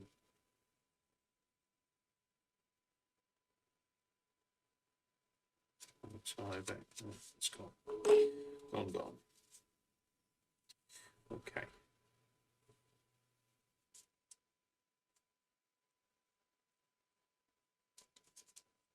That wingtip was perfect. It really did go well together. On some of the builds that I've done, I've had to sort of trim bits off, but that's really nice.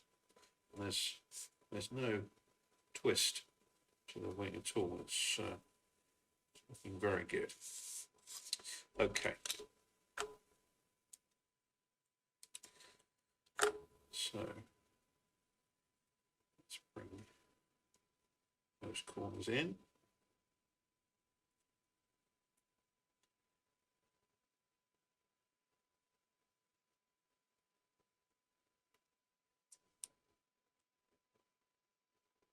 That's great. So this should now sit onto the servo like so. And all we have to do to secure it, I'm not going to glue it to the servo itself, I'm just going to put some glue on this tab here, and then there's a tab at the back that we haven't scored, but there's no need because it's sort of flush with the servo.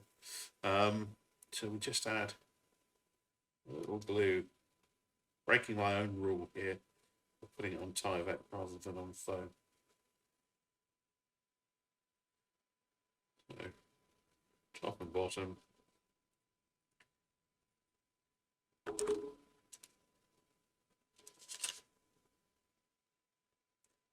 And hey presto, it is in place. Use my ball tool.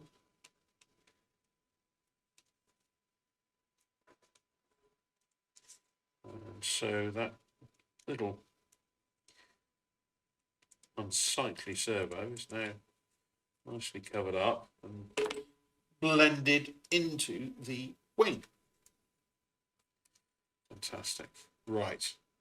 So, next step is we're actually going to put our little fairing on the top of the wing before. So we've got this teeny part T60, and this is actually the fairing that sits around the bottom of the outer strut on the wings. It needs some shaping, and it also has these, you will see these tiny little rivet details at the back here, and what we really need to do is put a little score around those rivets, because these two edges here come together around the other side, and they glue together. We need a bit of surface area, and on the real thing, these are obviously riveted through to hold the whole structure together. So there would have been a sort of a flange there, if you like. So I'm just going to freehand this with the back of the knife. Just so it's sort of a little bit of a curve. It's almost straight. A little bit of a curve. You can see now, I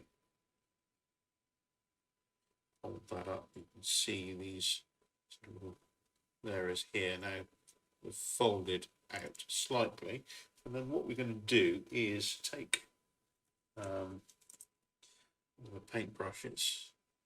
I'm just going to use the upper portion of it because it's quite a tight curve, and just wrap that round like so, just to shape the Tyvek so that you can see there it's now got a nice curve to it. And then what I'm going to do is just add some glue to the back edges that I've just scored on the inside, of course.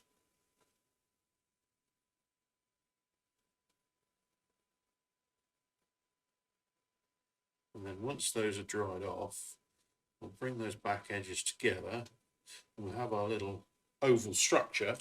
And then these, I'll show you these little tabs that you can see on the lower surface of this part. They actually slot in to those little slots that we opened up earlier around the control arm of the aileron. Okay, let's do the fiddly bit. Bring these two edges together.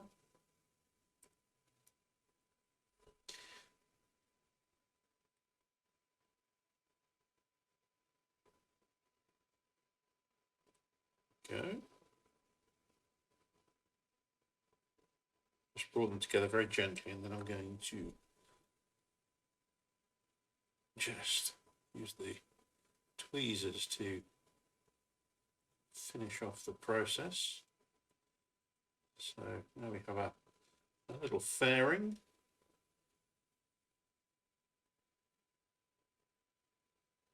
And these tabs, sort of turning in a bit, should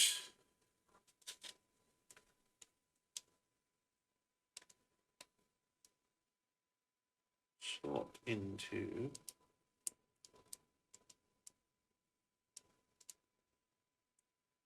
front ones in.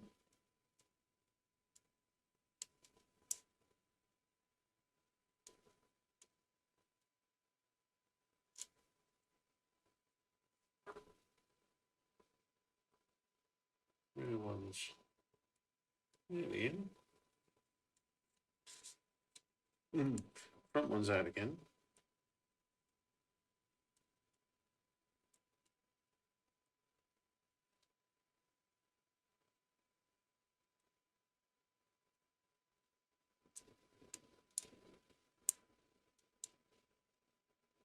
So this is just a little bit of fettling and fiddling.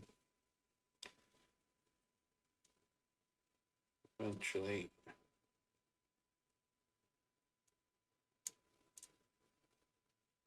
should settle it. I'm just going to take a little bit off the back edge there.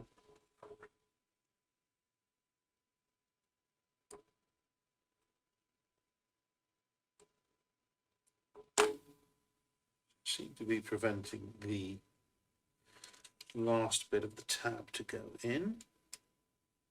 So hopefully front in.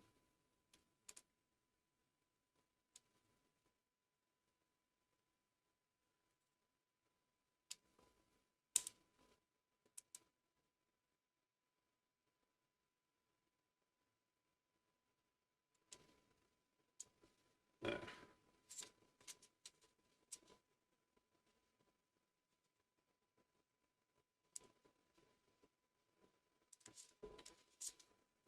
Fantastic. So all I've got to do now is glue it.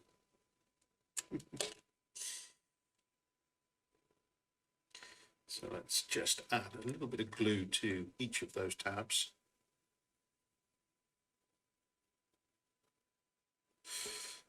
But before I do, I need to declog.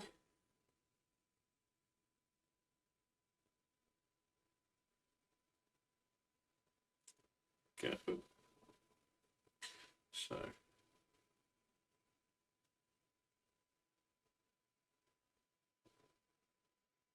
each tab.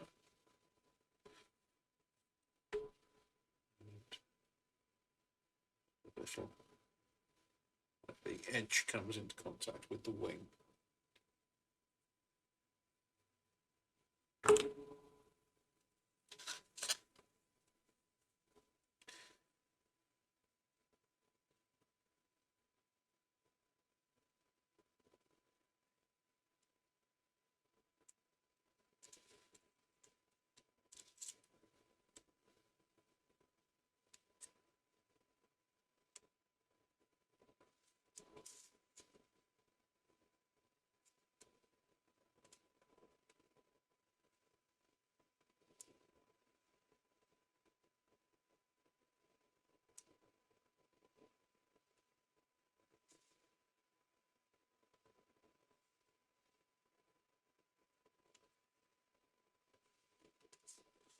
Okay.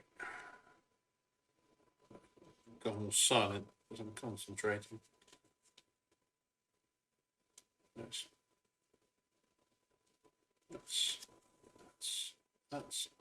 as good as it's going to get, I think. I'm quite happy with that.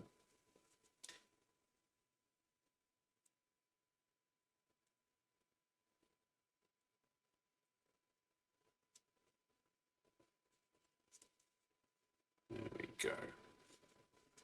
So it's probably easier to do it like this than it is once it's on the once it's in situ, as in the wing in situ. There is a little score, hopefully be able to see it, just in front and to the left of this fairing. If you want to just pop the knife in there a little way, just to open it up, that is going to be very useful fairly shortly if you are installing the rigging. Okay, so we can now install the wing. So firstly, obviously we need to plug in our servo, but I'm just going to tie the cable into the cavity within the wing, like so. And before I connect up, I'm just going to check that our brace is going to actually take the wing itself. Yes, that's certainly going to go in. So next step is to actually connect the servo lead. Now this needs to be done relatively carefully. In fact, I'm going to use something a little more substantial than the blue tweezers. Use my pliers, little pliers.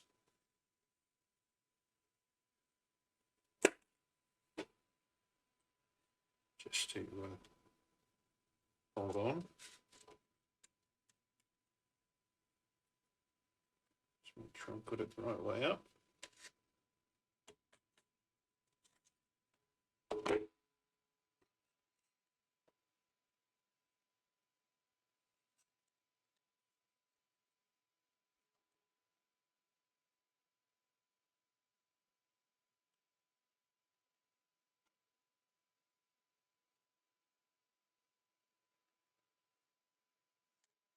There we go.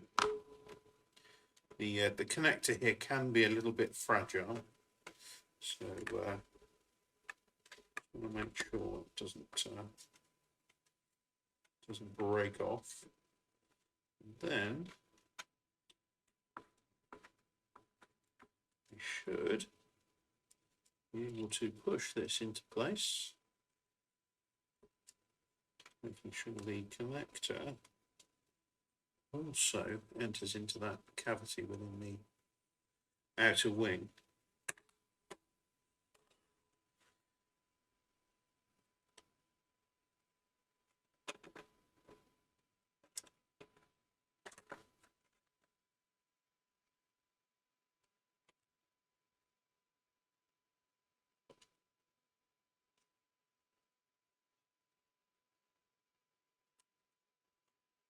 Actually, let's just extract this for a second. Actually, position that. There we go.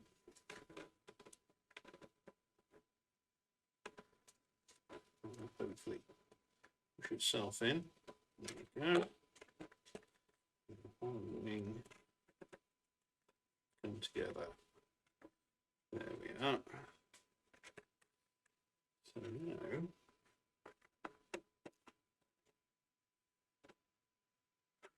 now our dragon has half a wing.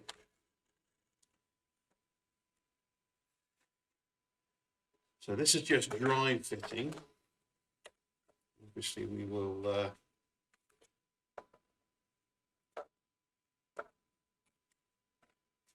we'll add the glue once we're happy that it all comes together as it should do. That's looking pretty good.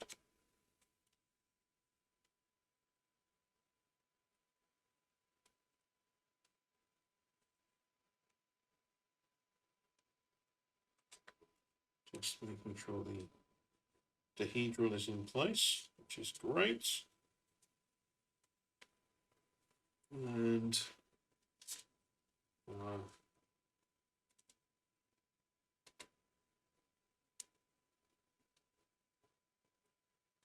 material is in place.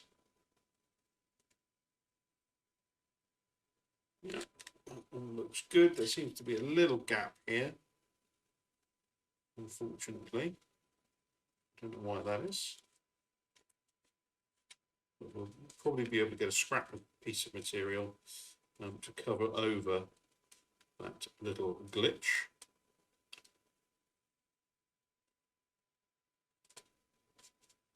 We also need to take a little bit of material away so that it fits perfectly. We'll just mark that. Like that.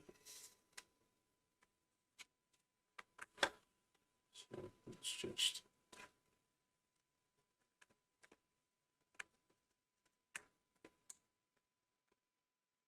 extract.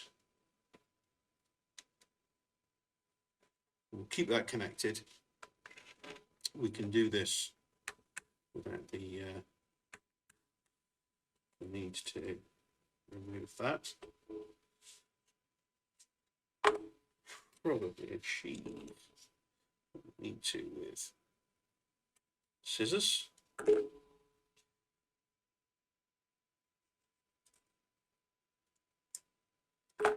Go.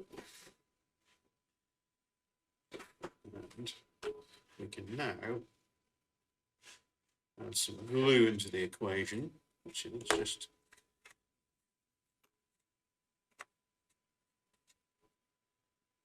go. So let's pop some glue and some of that.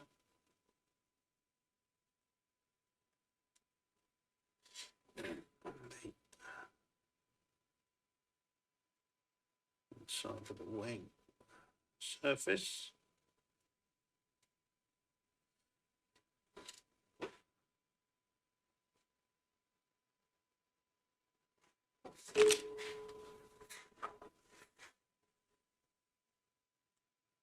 Feed the servo wire into that.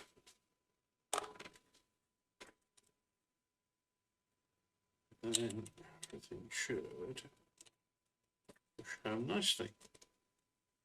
There we go.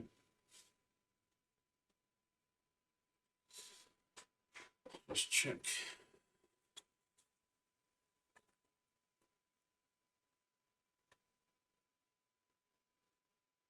Looks like we're just missing a tiny little strip there, which we'll take from some of the excess material. So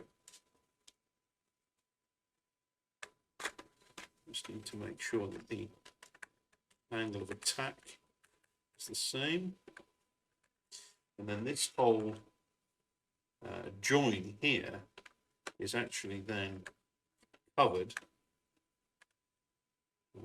using a little strip of Tyvek that covers over all of the gap, if there is one, the minimum gap that there is.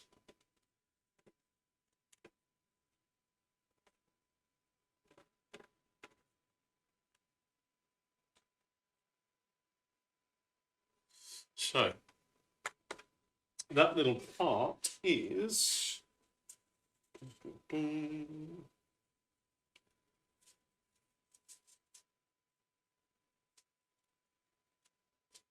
T2. No, T2. No, not T2. T.89. There we go. So let's get this off the sheet.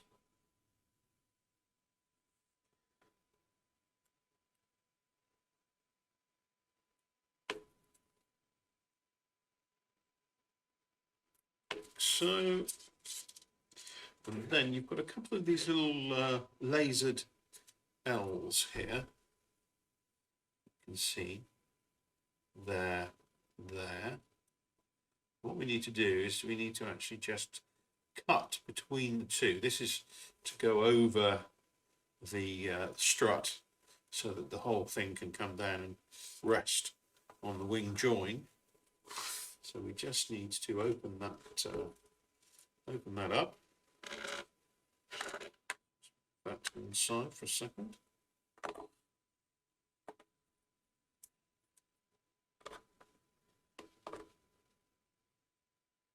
So from the short part of the L to the next to the other L, we just need to open that up. Just cut through the material like so. So that we can now swap that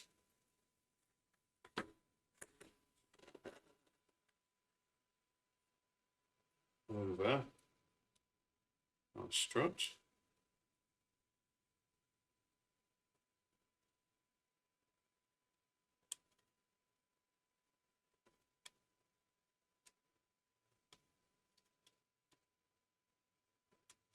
The other way around. It's quite a tight fit initially, just to get it up and over the material. Go. It should be with that sort of reduced material area there, that bit there. It should crush temporarily, and to allow this coving to slot over. And then this should come to rest and wrap around the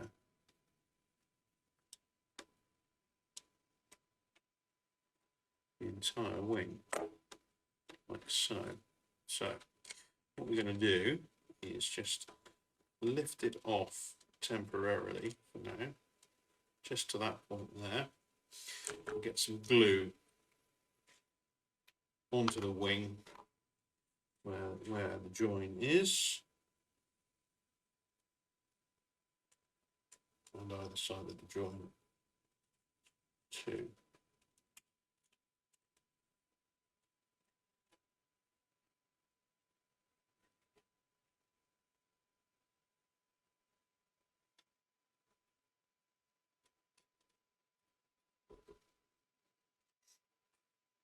Flip it over because it goes down the return.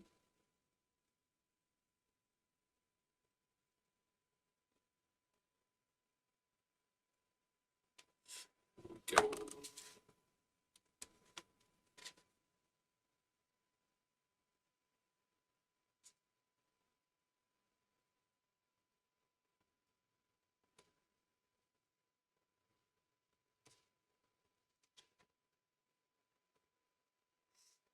Right. Let's just pull this material back down onto the wing. So it comes into contact. Make sure it's all pushed down where it's supposed to be.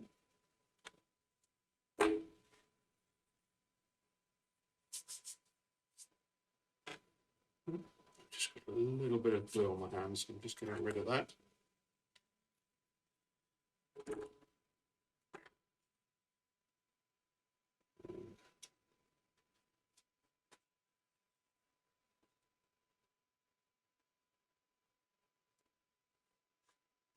Go.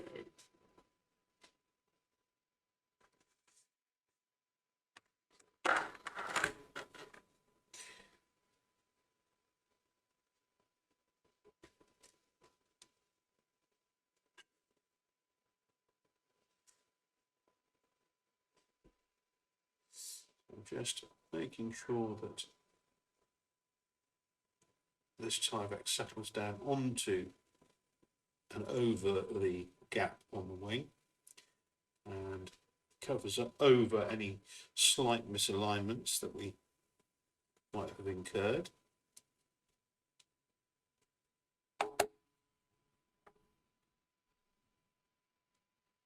And also making sure that we can still see those holes to get the rigging through.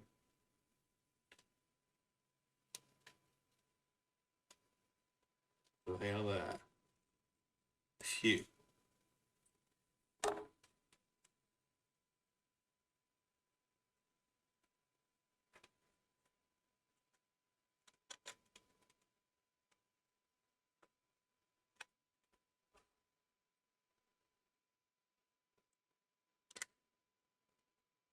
I think I need to just line that a little better. Seems to have been kicking off to the right slightly. So.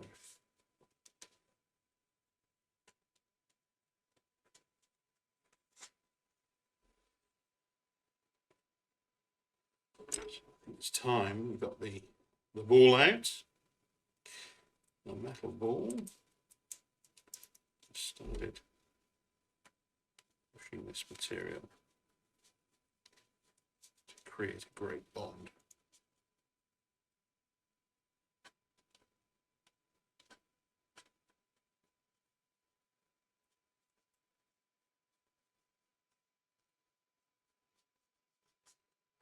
Go.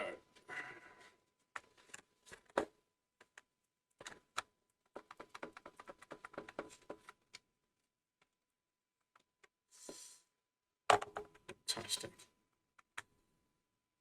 So there we go. One lower wing on. And a bit more, and constant fettling.